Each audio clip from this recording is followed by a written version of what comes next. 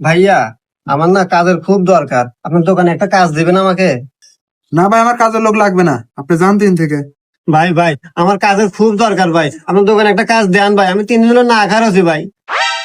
আচ্ছা ভাই, কাজ দেওয়া যাবে, সমস্যা নাই, তবে একটা শর্ত আছে। আপনার সব শর্তই মানতে রাজি আছি ভাই, কি শর্ত বলেন?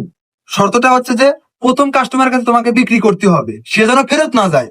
কিভাবে বিক্রি করবে সেটা তুমি ভালো জানো, যদি পারো তাহলে তোমার চাকরি কনফার্ম। আপনাকে অনেক ধন্যবাদ মহাজন, আমি পারবো, তাই দোকানে বসি। ভাইয়া একটা শার্ট দেখান।